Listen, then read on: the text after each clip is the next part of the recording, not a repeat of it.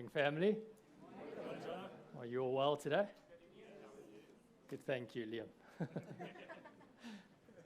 You can always trust Liam to ask. What a wonderful time of praise and worship, wasn't it? Wow, it was amazing. I was thinking it was so wonderful at the beginning to see some of the ladies up here dancing during that one song. And I can tell you this right now, that you will know for a fact that revival has broken out in this church when I stand up and join it. If you weren't here last week, we began a series that we're calling an encounter series.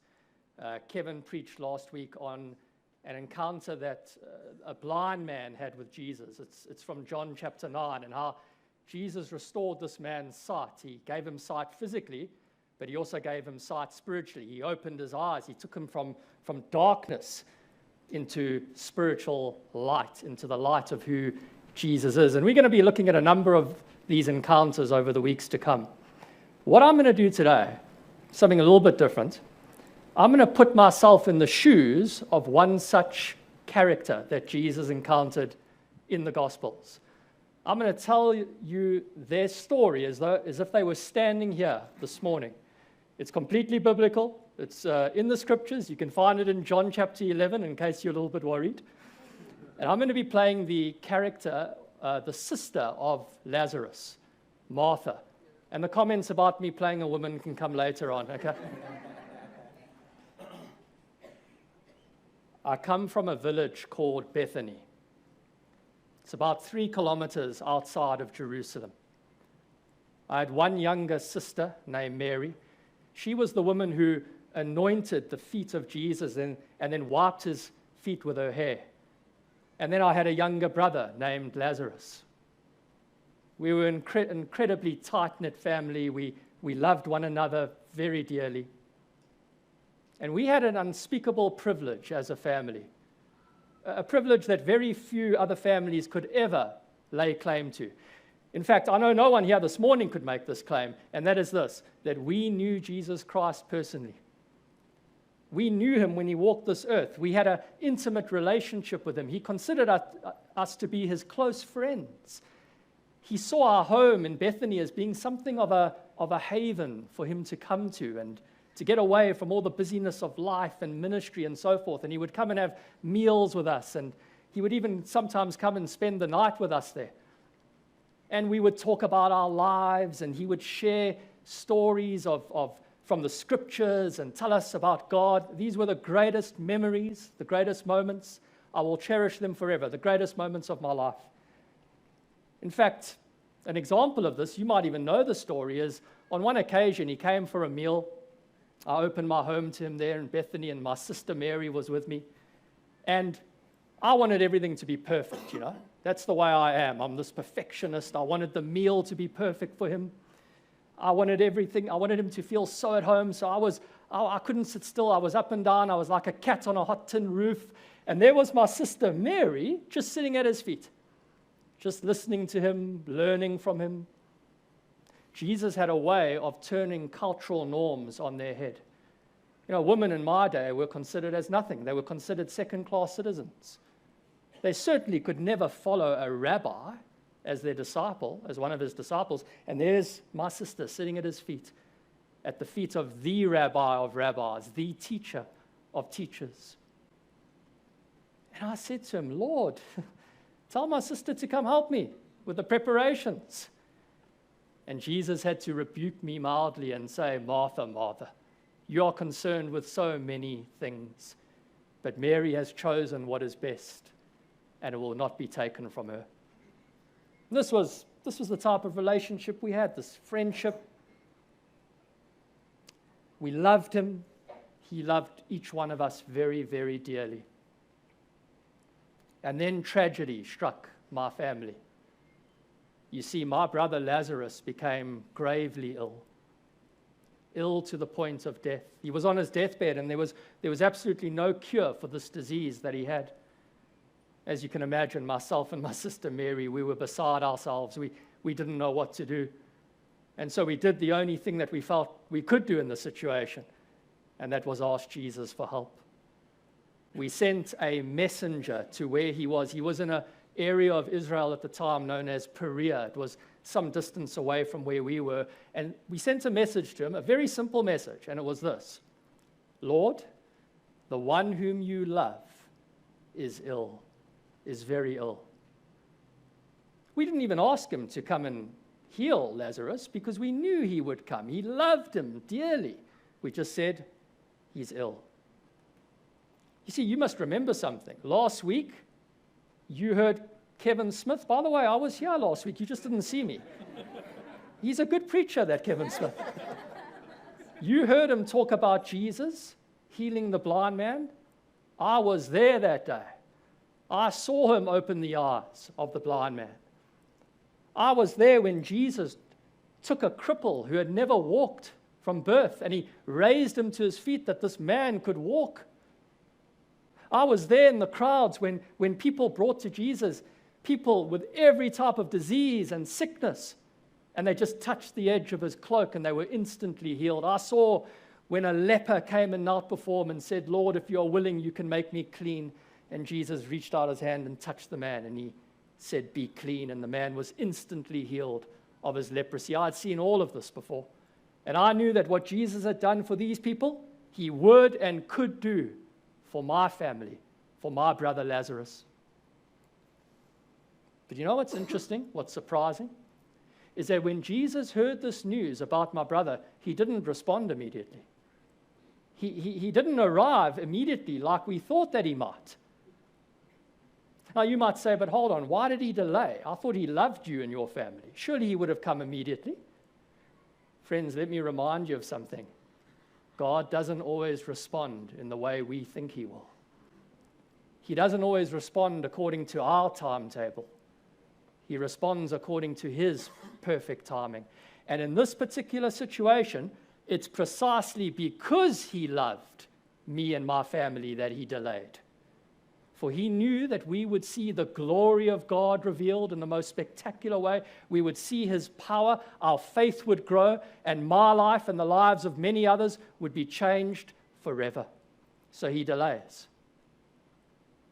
In the meantime, my brother Lazarus dies.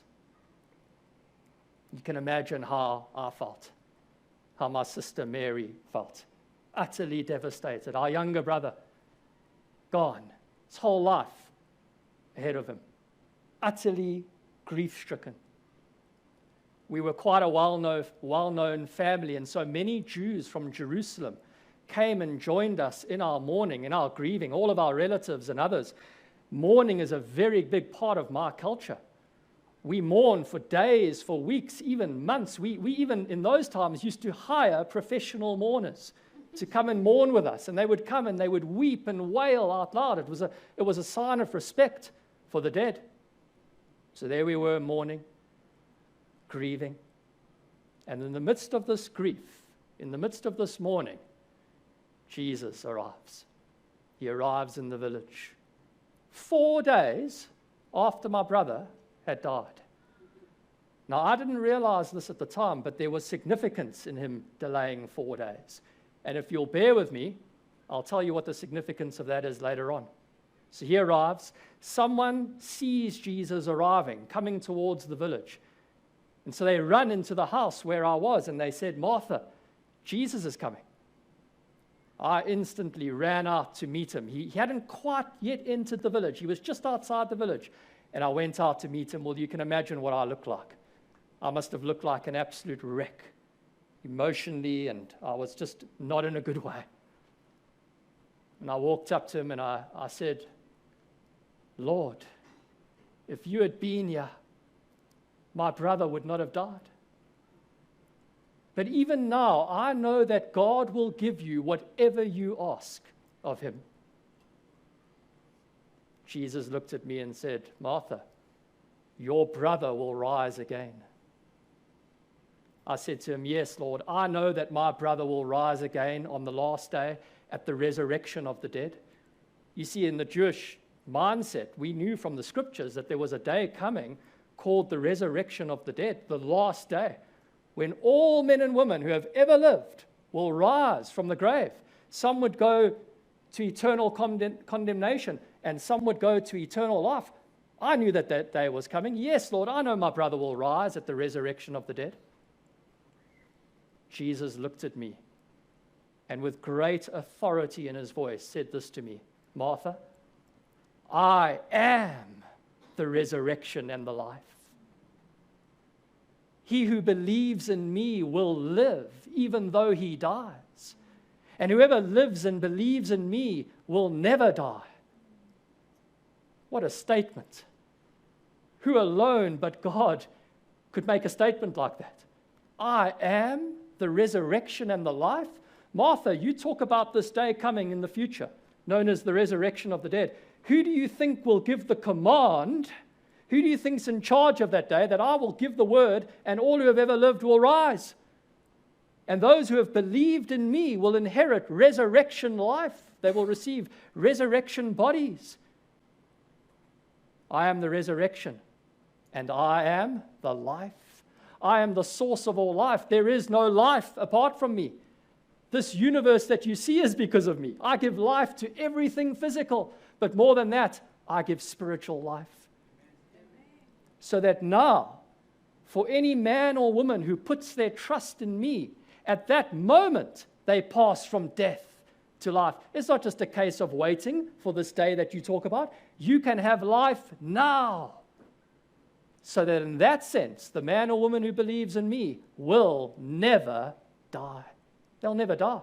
Physical death is just a pathway into the presence of God. Again, do you see how he turned our thinking on its head? In the Jewish world, in the Jewish mindset, who inherits eternal life? Those who obey the law, those who live a righteous life. Jesus says, no, it's whoever believes in me. And then he made it very, very personal. He said, Martha, do you believe this? Not do you believe that there is a day coming called the resurrection of the dead. Do you believe in me, that I alone am the one who can give you life? And I said, yes, Lord. I believe you are the Christ, the Son of God who was to come into the world. I didn't realize it at the time. But just minutes from then, Jesus would demonstrate in the most dramatic way that he truly is the resurrection and the life. But before that happened, he said to me, I want to talk to your sister, Mary. So I ran back into the house. Mary, of course, was there mourning, grieving, along with all the other people who were there mourning. And I called her aside and I said to her, the teacher is here and he's asking for you. Mary instantly came with me. We walked outside. Now, when the other mourners who were in the home saw Mary get up and walk away with me, they thought that she was going to the tomb of our brother to mourn for him. And so in order to comfort her, they all followed her outside of the house. And so picture the scene. There's Jesus standing there. He's just outside the village still. Myself and my sister Mary are walking towards him, along with this crowd of mourners. And there's weeping and there's wailing and there's great sorrow. My sister Mary comes up to him, falls at his feet, and says, Lord, if you had been here, my brother would not have died. When Jesus saw my sister mourning like this, and all the other people there who were mourning, well, let's just say it's very difficult for me to describe the emotion that came from him. It was as though he was deeply moved in his spirit. It was a range of emotions. There was almost a sense of anger. He wasn't angry because we were mourning. He was angered by sin. He was angered by death. He was angered by the pain that brings. Remember, he's the creator. He had made this world perfect. He had made this world that there should be no death.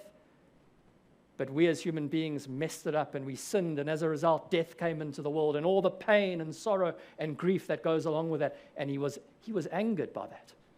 But he was also filled with compassion for us. It was though he was cut to his very inner being. His heart went out to us for the pain that we were going through. And then he said to me, where have you laid your brother?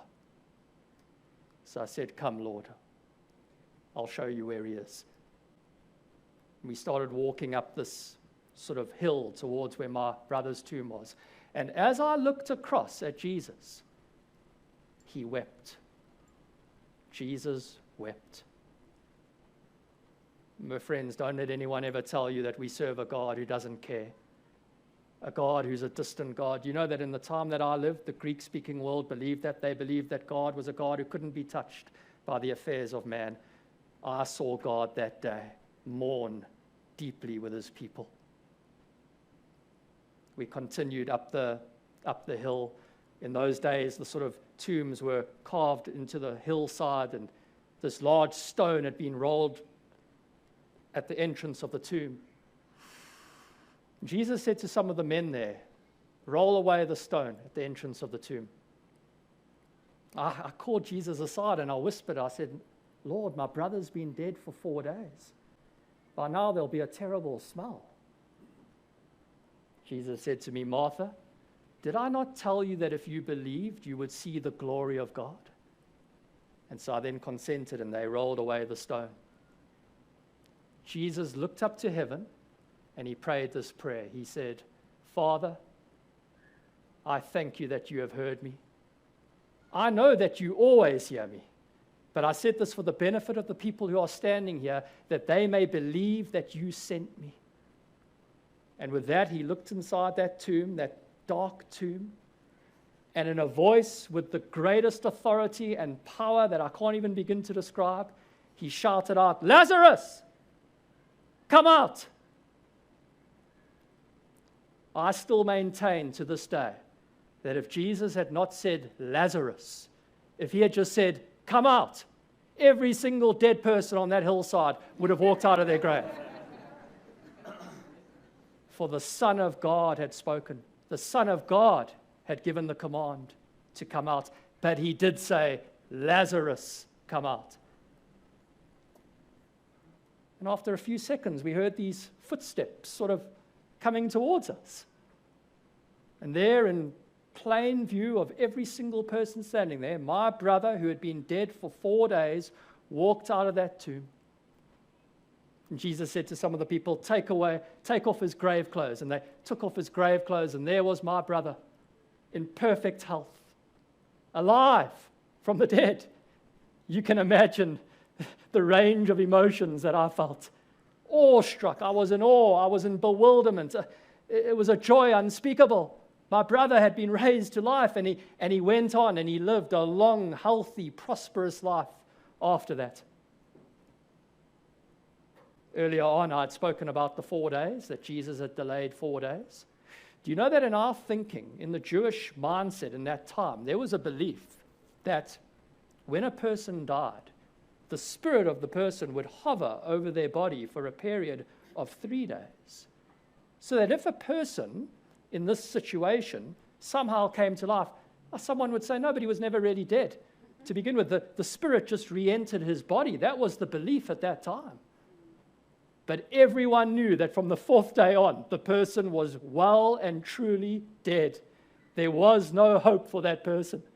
Jesus had performed a miracle in front of the eyes of everybody. It was undeniable that even his opponents didn't deny that he had performed a miracle that day. He had raised my brother to life, proving the statement that he had made, that he is the resurrection and the life.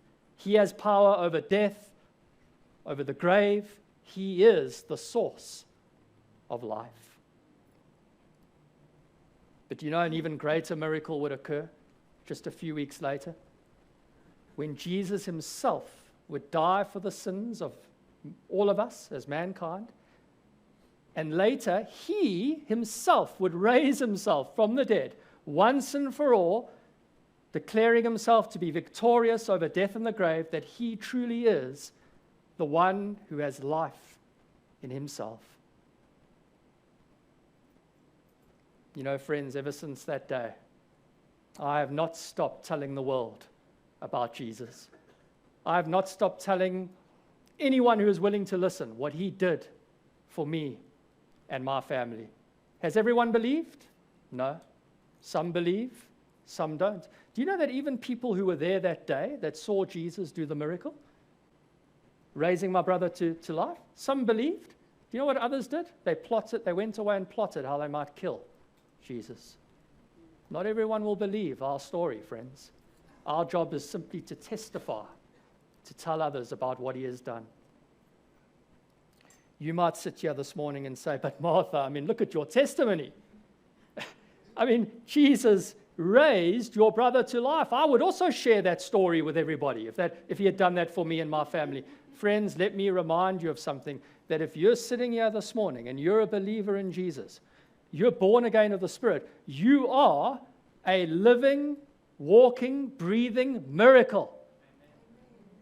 You are a testimony of his resurrection power, for he has taken that which is dead inside of you and he has given you life. He has taken you from being separated from God and brought you into a wonderful relationship with God. And though we might not know all the facts of Christianity, we can say to the people that we encounter, I can't tell you everything, but I know this. I was dead, but now I'm alive. I was separated from God. Now I have a glorious relationship with him. And you too can have life. You too can have a relationship with him if you will but believe in the one who claimed to be the resurrection and the life. Will you join me, friends, in declaring the glorious gospel of Jesus Christ, that in him and him alone there is life to be found? Amen.